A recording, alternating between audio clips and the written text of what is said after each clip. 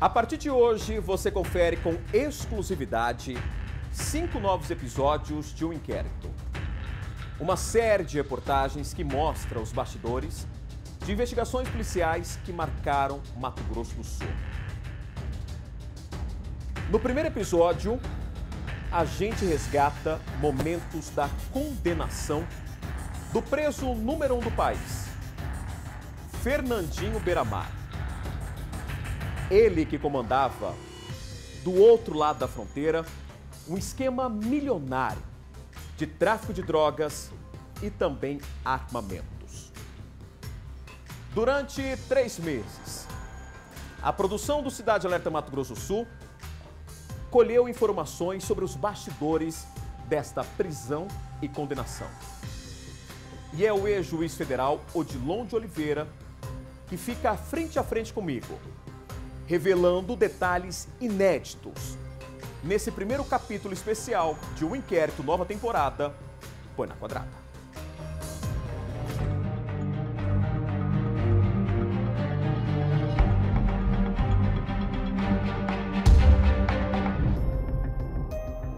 Eu condenei Fernandinho Beiramar em 2014.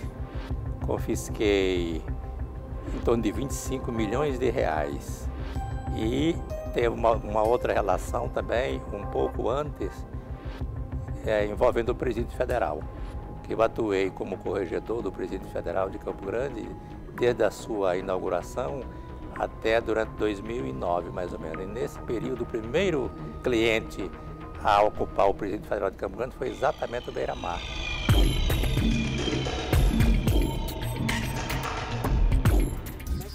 Condenado a 200 e poucos anos de cadeia. Para mim, tanto mais, se vier 10, 30, 40, 50, não haveria necessidade de eu estar aqui. Eu já cometi tantos crimes de estar me querendo passar como santinho disso.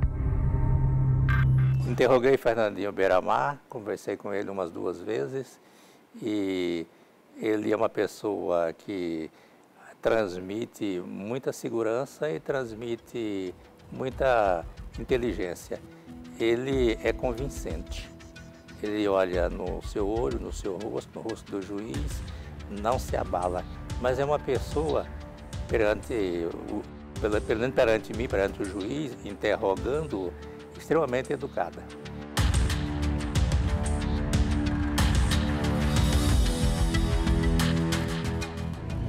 Quantas pessoas você já matou ou mandou matar? Não preciso nem comentar responder essa pergunta, não.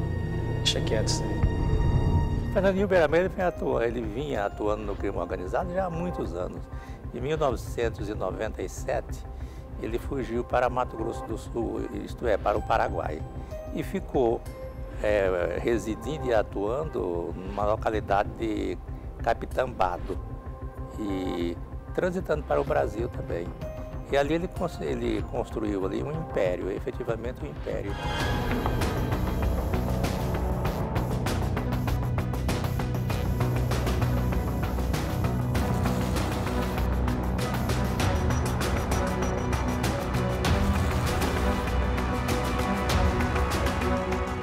Depois houve um conflito exatamente com uma organização que eu também havia condenado, que é responsável pelo acolhimento inicial dele.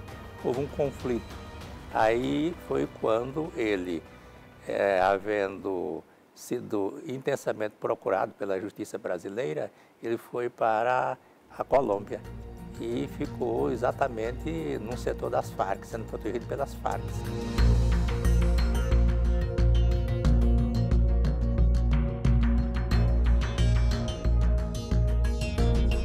Tinha um quartel-general muito bem estruturado, ele tem uma segurança muito boa e ele impunha efetivamente o terror. E era temido até pelo próprio Estado, pelo poder público. Eu me lembro que havia 54 testemunhas para serem ouvidas naquela região, que é testemunha de Capitambado, de Coronel Sapucaia, de Amambai.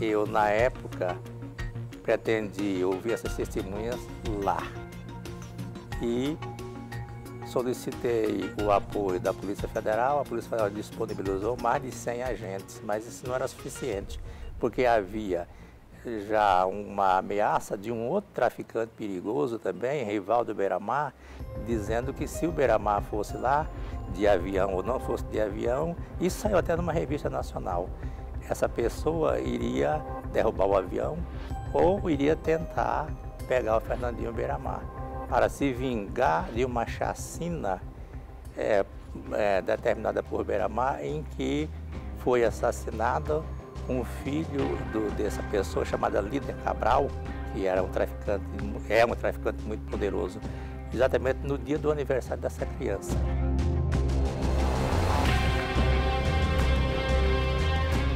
As pessoas não entendem. Às vezes você toma certo tipo de atitudes no calor do momento, ou então porque você tem uma razão de tomar aquela atitude. Eu tenho medo de ser morto porque o juiz, eu enfrentei, sem desconsiderar o trabalho dos demais juízes do Brasil, o meu trabalho combatendo o crime organizado durante a minha vida toda, ele foi singular. Ele foi um trabalho diferenciado, que eu enfrentei e nunca temi. Completei tempo para me aposentar em 98 e fiquei mais 20 anos tentando consertar, liquidar o crime organizado.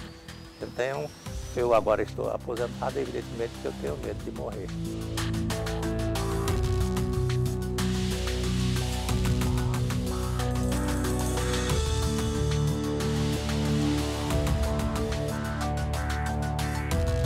Eu tenho medo de morrer em razão de vingança, não é? Porque, na verdade, eu destruí muitas organizações criminosas, eu e a Polícia Federal. Eu sempre fiz um trabalho conjunto com a Polícia Federal, desde que entrei na Justiça Federal.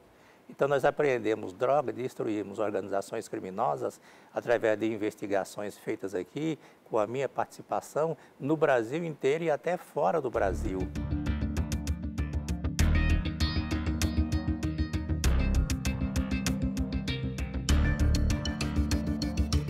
Uma palavra só define tudo: droga. Ali é disputa. Você verifica que o PCC ele está no Paraguai já há uns 20 anos. Fazendo o que lá? Tem várias finalidades dele no Paraguai. A primeira é fugir da justiça brasileira. Segundo é a aquisição de armamento. É muito fácil adquirir armamento e se armar ali. Depois a aquisição de drogas.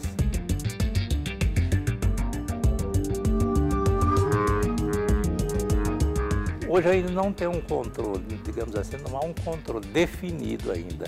Tanto que há essa matança quase que diária, porque isso significa que está havendo disputa. Então não existe ainda um controle nas mãos de uma só organização. Mas o PCC, no Paraguai atualmente, é a organização com maior força no tráfico de drogas.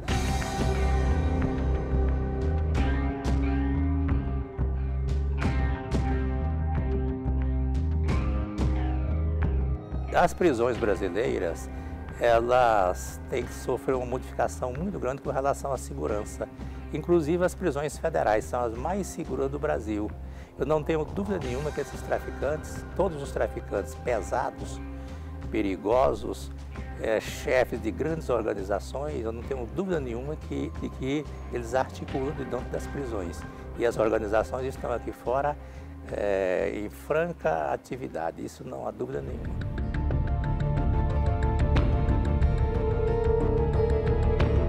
O Brasil, a primeira coisa que tem que fazer é instituir um programa de maneira séria de prevenção do uso de droga. Porque quanto mais o consumo, mais aumenta o consumo, tem que aumentar também a oferta. É como o leite.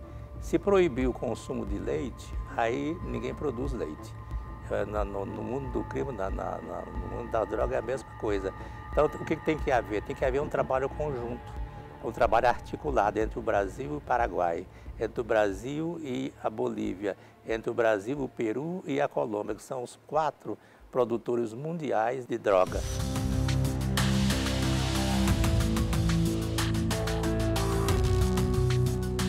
O Brasil tem uma faixa de fronteira muito grande. 29% do território nacional é faixa de fronteira. Tem que haver o desenvolvimento econômico da faixa de fronteira, arrumar emprego, desenvolvimento econômico em empresas, indústrias, porque senão fica difícil de resolver. E tem que efetivamente endurecer a legislação, mas não só endurecer a legislação, as prisões. O Brasil tem que construir prisões de segurança máxima, tipo prisão federal.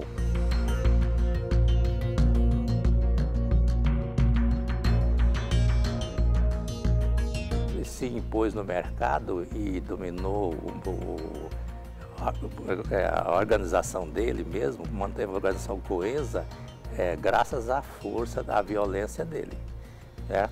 Simplesmente manifestando inteligência perante os integrantes da organização, o sujeito não impõe respeito, não impõe obediência. Tem que ser mão de ferro. Um criminoso que não terá recuperação. Se Deus não entrar no coração dele, não tem recuperação. Eu penso de uma forma um pouco diferente. Ao invés de ficar pensando nos erros que eu cometi, eu penso no meu futuro. O que eu tenho que fazer para não repetir, para me ter uma vida diferente? Então eu penso em ter uma vida diferente. Porque é uma pessoa que tem na sua alma a marca da violência, a compreensão de criminosos assim, ele e tantos outros. A Badia, por exemplo, foi um colombiano que esteve aqui, que respondia na Colômbia a mais ou menos por 300 homicídios, e foi extraditado para os Estados Unidos, daqui da Prisão Federal de Campo Grande. Ele é um exemplo também. Então essas pessoas, elas não se recuperam. É muito complicado.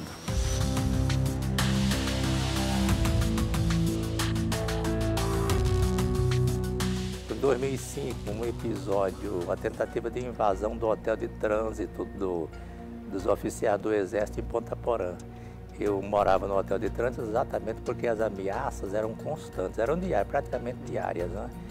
E então eu morava lá e tinha uma escolta da Polícia Federal e uma escolta também do Exército. O Exército durante a noite. O hotel de trânsito fica no centro da cidade de Ponta Porã, embora seja do Exército.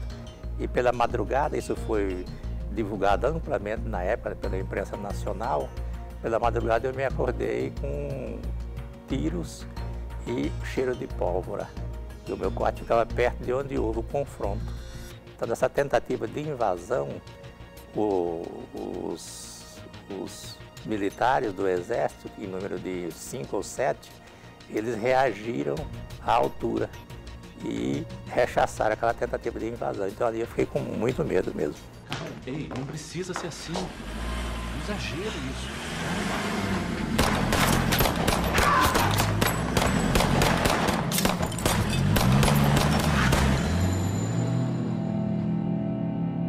Eu faria tudo de novo em favor da sociedade. Eu não faria tudo de novo pensando em, digamos assim, em tribunais. Pensando em tribunal, Supremo Tribunal Federal, pensando nesses tribunais, na própria justiça.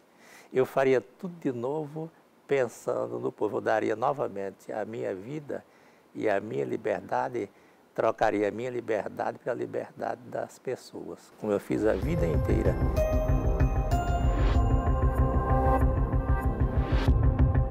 Depois que eu me aposentei, aí a própria União Federal, isto é, o próprio Estado brasileiro, vira as costas, como se eu tivesse me tornado numa bucha de laranja ou numa casca de banana. Você comeu ali o interior e joga a casca fora. Então eu tenho um grande ressentimento em razão disso.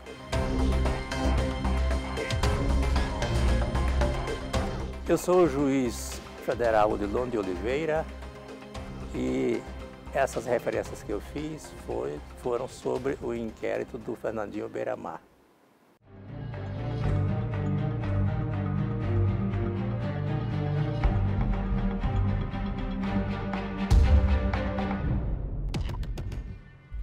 Atualmente, Luiz Fernando da Costa, conhecido como Fernandinho Beiramar, cumpre pena na Penitenciária Federal de Segurança Máxima de Mossoró, no Rio Grande do Norte, pelos crimes de tráfico de drogas, formação de quadrilha e lavagem de dinheiro em vários estados brasileiros, incluindo Mato Grosso do Sul.